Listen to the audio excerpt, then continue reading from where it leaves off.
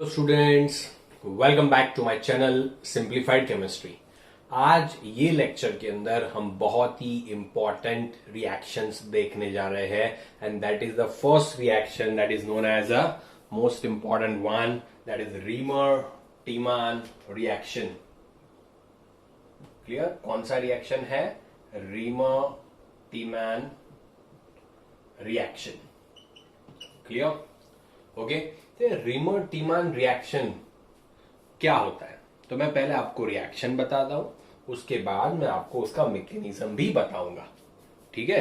तो आपको पहले रिएक्शन देखना है एंड उसके बाद उसका क्या देखोगे आप? मैकेनिज्म देखोगे। ठीक है? तो चलिए स्टार्ट करते हैं। उसमें पहले फिनॉल लेते हैं।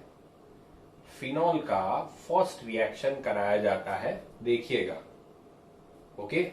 तो उसका पहला रिएक्शन होता है NaOH एंड CHCl3 के साथ। CHCl3 को क्या कहते हैं? क्लोरोफॉर्म कहते हैं। CHCl3 को हम क्लोरोफॉर्म कहते हैं। एंड उसके बाद उसका एसिडिफिकेशन कराया जाता है। उसका क्या कराया जाता है? एसिडिफिकेशन। इट मीन्स H+ और H2O, या तो डायल्यूट HCl या तो H2SO4, कुछ भी ले सकते हो। अगर आप ये कर रहे हो तो आपको प्रोडक्ट मिलता है, समझिएगा, आपको प्रोडक्ट मिलता है OH और इधर CHO। तो ये ऐसा रिएक्शन है। कैसे प्रोडक्ट आया मैं आपको समझा रहा हूं थोड़ी ही देर में। ठीक है? तो इसे क्या कहते हैं? तो ये फर्स्ट प्रायोरिटी, इसका IUPAC नेम क्या होगा कि 2-हाइड्रोक्सी बेंजाल्डिहाइड। इसे क्या कहते हैं? 2-हाइड्रोक्सी बेंजाल्डिहाइड कहा जाता है। एंड जनरली इसे सैलिसाल्डिहाइड कहा जाता है। इसे क्या कहा जाता है? सैलिसाल्डिहाइड कहा जाता है। ठीक है? ओके। एंड इसके अंदर इंट्रामोलिकुलर हाइड्रोजन बॉन्ड की बात तो बाद में करेंगे, बट खाली इतना याद रखिए, ये इसका IUPAC नेम है। कभी कभी पूछ लेते हैं कि सैलिसाल्डिहाइड का IUPAC नेम क्या है। तो सैलिसाल्डिहाइड का IUPAC नेम होता है 2-हाइड्रोक्सी बेंजाल्डिहाइड। ठीक है? तो ये रिएक्शन में पहले क्या होता है वो देख लेते हैं, फिर मैकेनिज्म की ओर जाएंगे। तो ये देखिए, तो OH होता है, उसका पहले NaOH के साथ रिएक्शन होता है। किसके साथ रिएक्शन होता है? NaOH एंड CHCl3 के साथ। तो होता क्या है देखिएगा। पहले मैं रिएक्शन को ऐसे ही समझा रहा हूं, फिर मैकेनिज्म से समझाऊंगा, तब आपको बहुत ही अच्छी तरीके से पता चल जाएगा। ओके? तब आपको बहुत ही अच्छी तरीके से पता चल जाएगा, टेंशन मत लेना। तो इधर से क्या होता है देखिएगा। अभी यहां से H और OH निकलेगा, तो इधर तो क्या मिल जाएगा? ONA मिल जाएगा, जिसमें O के ऊपर नेगेटिव चार्ज होगा, Na के ऊपर पॉजिटिव चार्ज होगा। अभी ऑर्थो पोजीशन पे से एक H निकलता है, ये Cl को लेके निकलता है, HCl, एंड यहाँ पे बन जाता है CHCl2। क्यों ऑर्थो पे ही निकला? क्योंकि वो भाई इसके बहुत ज्यादा नजदीक है, इसकी वजह से ज्यादा स्टेबिलिटी प्रोवाइड कर रहा है, तो इसके लिए तो ये ऑर्थो पे से निकलेगा, तो CHCl2 बन गया। ठीक है दोस्तों? डन? क्लियर? तो आपको इधर क्या मिल रहा है? ओके, सॉरी, मैंने एक इधर गलती कर दी। ओके, तो CHCl2, चलिए बराबर, कोई टेंशन नहीं। अभी 2 NaOH लेते हैं हम, 2 NaOH, इसका 2 NaOH के साथ रिएक्शन कराएंगे तो क्या होगा देखिए। NaCl, 2 NaCl निकलेंगे, ये H2O निकल गया। ओके, समझ रहे हो आप? NaCl निकला, 2 H2O निकला, ये O इधर अटैच हो गया। तो आप देखिए क्या हो रहा है, ONA एंड CHO हो गया। ओके, अभी आपको क्या करना है? Na को हटाना है, तो सिंपली एसिडिफिकेशन कर दो यार, सिंपली एसिडिफिकेशन कर दो H+। तो आपको क्या मिलेगा दोस्तों? इधर सीधा NaCl HCl लिया तो NaCl निकल जाएगा, H इधर अटैच हो जाएगा, तो OHCHO आपको सैलिसाल्डिहाइड मिल गया। आपको क्या मिल गया? सैलिसाल्डिहाइड मिल गया। फिर से बता रहा हूं, NaOH के साथ रिएक्शन किया, क्या हुआ? HOH निकला, तो ONA अटैच हो गया। यहाँ ऑर्थो पोजीशन पे से एक हाइड्रोजन ये Cl के साथ अटैच हो गया, CHCl2 बना है। अभी 2 NaOH है जो एक्सेस में थे NaOH, तो NaCl निकल जाता है, 2 NaCl, H2O निकलता है, ये O इसके साथ अटैच हो जाता है, CHO हो गया। ठीक है? अभी एसिडिफिकेशन से Na को हटा के हमने H डाल दिया, तो ये फिनॉल में से सैलिसाल्डिहाइड बन गया। आप ऐसे कह सकते हो ऑर्थो हाइड्रोक्सी बेंजाल्डिहाइड ये आराम से बन गया। ठीक है, तो इसका स्क्रीनशॉट लीजिए, इसका स्क्रीनशॉट लीजिए, फिर मैं आपको इसकी मैकेनिज्म बताता हूं। ठीक है, डन। चलिए, तो मैकेनिज्म जब समझते हैं तब जाके हमें और ज्यादा बेटर आइडिया आता है रिएक्शन को समझने का। मैकेनिज्म जनरली पूछते नहीं है, बट अगर मैकेनिज्म हमें याद है, हमें पता है, तो हम बहुत ही अच्छी तरीके से रिएक्शन को क्या कर सकते हैं, याद कर सकते हैं। कैसे क्या प्रोडक्ट मिलेगा उसके ऊपर से भी क्वेश्चन अभी मैंने आगे बताया था डाउस प्रोसेस में, क्यूमिन प्रोसेस में, कि इसके ऊपर से क्वेश्चन आता है कौन सा मैकेनिज्म होता है, उसके अंदर कौन सा इंटरमीडिएट फॉर्म होता है, ऐसे ऐसे रिएक्शन आते हैं, तो वो याद रखना है। ठीक है, तो अभी इसकी मैकेनिज्म के बारे में बात करते हैं। ठीक है, रेडी।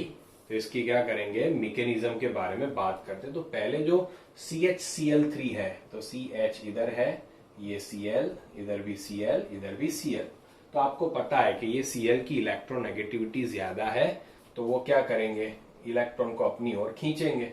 इट मीन इसके ऊपर कौन सा चार्ज आएगा, आप देख सकते हो पार्शियली पॉजिटिव चार्ज आएगा। ठीक है, तो ये H+ आराम से निकल सकता है। तो जो NaOH है, NaOH, तो NaOH क्या प्रोवाइड करता है, OH-। तो OH- और ये H+ निकल के पहले तो क्या निकल देते हैं, H2O निकल जाता है, H2O निकल जाता है। अभी बनेगा क्या, तो देखिए C है, इधर 3 Cl, तो वैसे के वैसे ही है, समझिएगा बहुत ध्यान से। क्लियर। तो इसने तो इसका इलेक्ट्रॉन ले लिया, तो इसके ऊपर एक नेगेटिव चार्ज बताना पड़ेगा मुझे। ठीक है, क्योंकि H+ रिलीज हो रहा है, तो इसका इलेक्ट्रॉन तो कार्बन ले रहा है, तो कार्बन के ऊपर एक नेगेटिव। अभी आपको पता है Cl एक बहुत ही बढ़िया सा लिविंग ग्रुप है, Cl is a good leaving group. तो यहां से एक Cl निकल जाता है, यहां से एक Cl निकल जाता है, तो क्या होता है दोस्तों, तो यहां से जैसे ही Cl- निकलता है, तो CCl Cl, और इधर एक 2 इलेक्ट्रॉन आ जाते हैं। कार्बन के पास 4 वैलेंस इलेक्ट्रॉन होते हैं, उसमें से 2 इलेक्ट्रॉन इधर आ गए, Cl Cl। एंड ये जो इंटरमीडिएट बनता है, ये जो इंटरमीडिएट बनता है उसे कार्बीन इंटरमीडिएट कहा जाता है। उसमें बेंजाइन बनता था आगे वाले कौन सी प्रिपरेशन में, ओके। तो ये याद रखना, इसमें कौन सा इंटरमीडिएट बनता है, कार्बीन बनता है। ओके, डाइक्लोरोकार्बीन, डाइक्लोरोकार्बीन। एंड ये कार्बन का हाइब्रिडाइजेशन sp2 होगा। स्ट्रक्चर के हिसाब से देखिए 1, 2 और 3 के साथ अटैच है, 3 है तो sp2 होगा। ठीक है, तो ये हमें कार्बन इंटरमीडिएट मिल रहा है। अभी इसका ऑक्टेट कंप्लीट नहीं है, 1 2 3 4 5 6, आप देख सकते हो 1 2 3 4 5 6, 6 इलेक्ट्रॉन है, इसका ऑक्टेट कंप्लीट नहीं है। Clear, okay. तो ये कैसे काम करेगा, इसका ऑक्टेट कंप्लीट नहीं है, इसको इलेक्ट्रॉन चाहिए, तो ये लुईस एसिड की तरह काम करेगा दोस्तों। किसकी तरह काम करेगा, लुईस एसिड की तरह काम करेगा। समझ लेना, ये किसकी तरह काम करता है, लुईस एसिड की तरह काम करता है। मैं लिख दूं इधर तो आपको पता चले, it will act as a Lewis acid. अभी होता क्या है कि जो अपना फिनॉल लिया था अपने ने, ठीक है, तो फिनॉल है, अभी उसमें NaOH के साथ रिएक्शन करते तो जो OH- होगा वो क्या करेगा, तो वो ये इलेक्ट्रॉन ले लेगा, ये H+ को लेके इधर भी क्या करेगा, H2O निकाल देगा। एंड इधर आपको क्या मिल जाएगा, O के ऊपर नेगेटिव चार्ज मिल गया।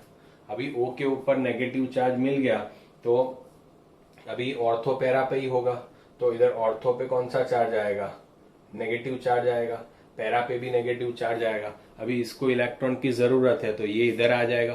क्यों ऑर्थो पोजीशन ज्यादा बेटर है, क्योंकि ऑर्थो पोजीशन पे इंट्रामोलिकुलर हाइड्रोजन बॉन्डिंग पॉसिबल है, तो उसकी वजह से ये रिएक्शन इजीली होता है। तो ये जो इलेक्ट्रॉन है जिसको जरूरत है वो यहाँ पे अटैक करेंगे, तो होगा क्या कि ये जो O- है वो तो O- ही रहेगा, ठीक है, बट यहाँ पे क्या हो जाएगा, CCl। अभी आप देखिए इधर एक H तो है ही, ठीक है, आप देख सकते हो इधर एक H तो है ही।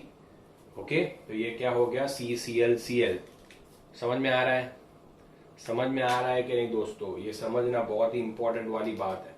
तो अभी होता क्या है, अभी होता क्या है कि भाई आप देखिए, ये वाला पोर्शन इधर से हटाना पड़ेगा, ये मैंने गलती कर दी, यहाँ पे नेगेटिव चार्ज मैंने दिखा रहा हूं, तो ये एक बॉन्ड नहीं होगा इधर, ठीक है, ओके। तो ये ऐसा स्ट्रक्चर होगा, यहाँ पे एक बॉन्ड नहीं होगा, तो यहाँ पे हाइड्रोजन तो है, अभी सॉरी, समझ में आ रहा है ना, फिर से समझा चले।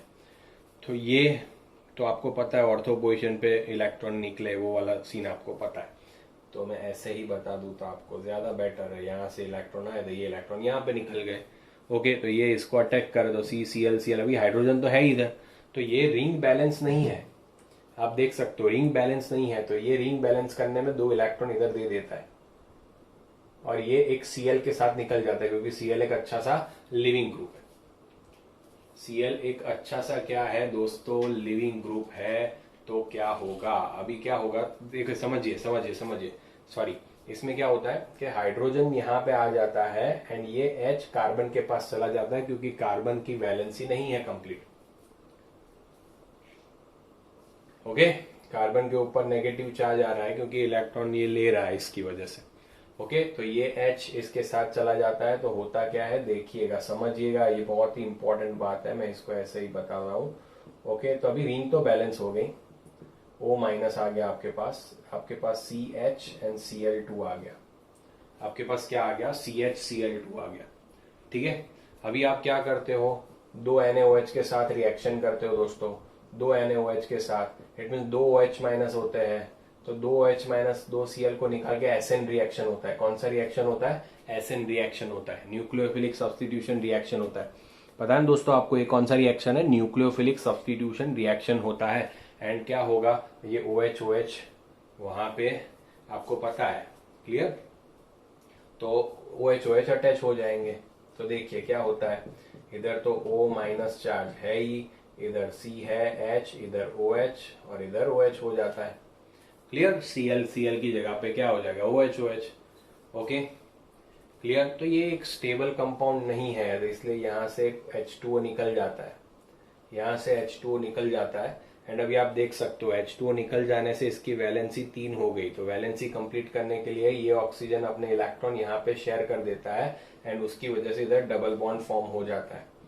पूरी बात ध्यान से सीख लेना, इधर क्या हो जाता है, C double bond O and H बन जाता है, तो CHO आ गया इधर, CHO की जरूरत थी, CHO इधर आ गया दोस्तों, आप देख रहे हो। अभी O के साथ आपको क्या अटैच करना है, H अटैच करना है, तो H प्लस के साथ रिएक्शन कर दो, तो आपको क्या मिल जाएगा, इधर OH इधर CHO।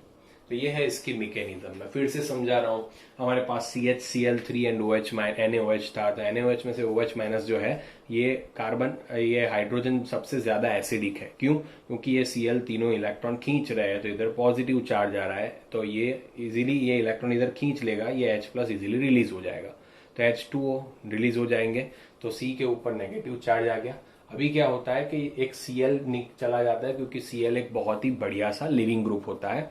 ठीक है दोस्तों, Cl एक बढ़िया सा क्या होता है, लिविंग ग्रुप होता है, तो आप याद रखना। चलिए मैंने थोड़ी ब्राइटनेस बढ़ा दी है तो आपको दिखे, तो एक बढ़िया सा लिविंग ग्रुप होता है, तो वो निकल गया।